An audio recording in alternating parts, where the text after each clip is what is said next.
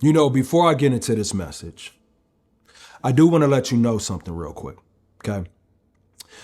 If you are struggling with releasing what God already told you to walk away from, if you are tired of being stuck in emotional loops, right? Tired of being tied to the wrong people, tired of fighting a battle that God already gave you the exit for, guess what? My ebook, Letting Go When God Says So, is going to break the cycles off of your life. It's not just pages. It's literally a roadmap out of confusion. It's peace in written form. It gives you clarity and strength to finally detach the right way, the God way. And it's transforming a lot of people already. And guess what? It'll do the same for you. Now, I am a little bit sick right now, so bear with me. But I'm going to get through this message because y'all need this one, right? Y'all need that. Sipping on that regular water today. Let's talk about something that most people avoid because it exposes everybody's pride. Real love will always require change. And you cannot say that you love someone and then show up as the same version of yourself year after year. Why? Because that's not love. All that is just laziness dressed up as loyalty. That's wanting the benefits of partnership without the discipline of becoming a better person.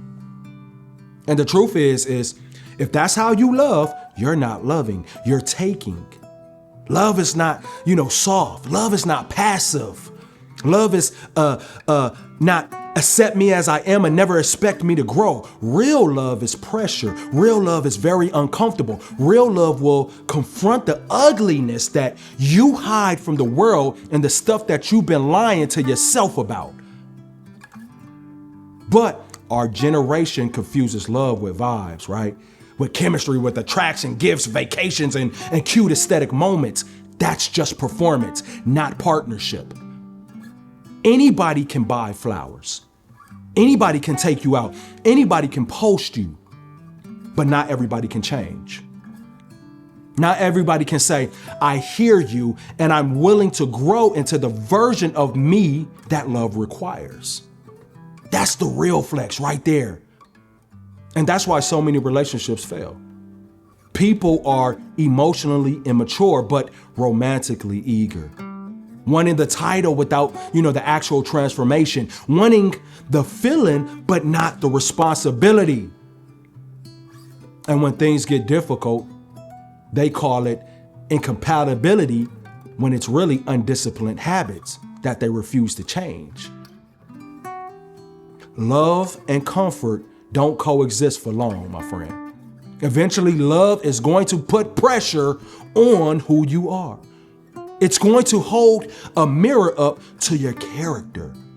It's going to expose your selfishness, your impatience, your insecurity, your need for outside attention. And here's the dangerous part. People who run from that mirror always end up in the same cycle with a different person, right? Same pain, same arguments, same heartbreak. Why? Because switching partners is easier than switching habits. The Bible says in 1 Corinthians 13 verses 11, when I was a child, I spoke like a child, thought like a child, reasoned like a child. But when I became a man, I put away childish things. And that's not just about age. That's about love. Some of you love like children, wanting your needs met without learning how to meet someone else's. Wanting to be understood while refusing to communicate. Wanting loyalty while still entertaining attention. Wanting, trust while still lying. Wanting peace while still carrying all that chaos. And the truth is many of us don't struggle with loving someone, right? We struggle with unlearning the version of ourselves that survived but can't sustain healthy love, right? Maybe you grew up with dysfunction, with arguments, with emotional distance, with betrayal.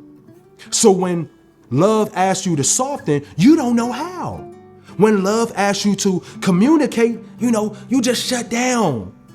When love asks you to trust, you get super defensive. And then you go and blame the person who loves you for triggering unhealed patterns that you never faced. But the good news is love is a skill, not just a feeling, and skills can actually be learned. Love takes practice, right? It takes humility, self-awareness, and accountability, right? But don't twist this into an excuse to stay into dysfunction. Because in the Bible, it asks us, how can two walk together unless they agree? And agreement means both people are committed to growth, right? Staying with someone who consistently hurts you is not loyalty. It's self-abandonment. If they lie repeatedly, disrespect boundaries, refuse to change after you've expressed your pain, that's not love. That's manipulation covered in apologies. Real love does not make you feel insecure.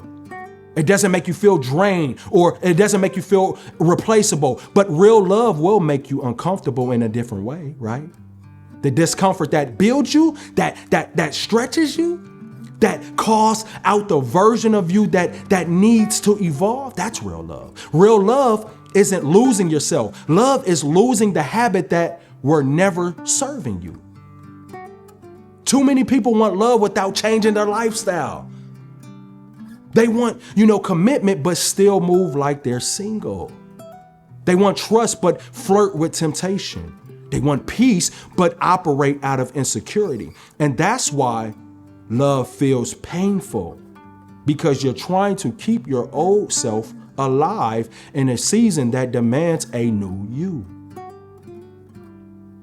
I can promise you, love is going to challenge you. Right? It's going to challenge you. Right?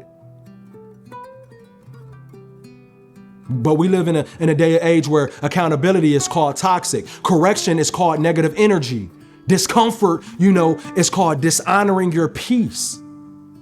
When really it's someone loving you enough to not let you stay emotionally immature. The part that most people never admit is you cannot love someone right if you haven't confronted yourself first. You can't bring peace if you still carry a whole bunch of chaos. You can't bring honesty if you lie to yourself. You can't bring consistency if you lack discipline. Love starts with self-awareness. I see where I mess up. I see where I hurt people. I see, and instead of blaming my past, I'm going to do better. Love is not perfection, it's progress. Love is not never hurting each other. It's never repeating the same hurt that was once acknowledged. Love is not about flawless communication. It's the willingness to improve communication. Love is sacrificing growth. And when you understand that, when you truly understand that, you stop being fooled by pretty words and start watching patterns. You stop falling for, aesthetics and start valuing consistency. You stop chasing chemistry and you start looking for character. Men, if you want a woman who respects you, be a man worth respecting. Not perfect, but growing. When she tells you, something hurts her, don't get defensive. Get disciplined. Women, if you want a man who leads with love, don't weaponize vulnerability. Don't shut down when conversations get super uncomfortable. Don't demand growth while clinging to your triggers like identity. Both sides must grow. Real love is two people moving towards the same future, not one constantly healing from the other's behavior. Real love is two changed behaviors, not one exhausted heart. And I need you to understand this. Love is not ruined by problems. It's ruined by the refusal to deal with them. That's what I had to learn. So I need you to ask yourself, where do you need to grow? Where do you need to change? What habits, what patterns, what walls/wounds do you need to confront? Don't pray for a healthy relationship while operating out of unhealthy habits. Don't ask God for someone who knows how to love while you're still loving from a broken place. Don't do it. God doesn't bless who you pretend to be. He blesses who you're willing to become. Real love demands transformation.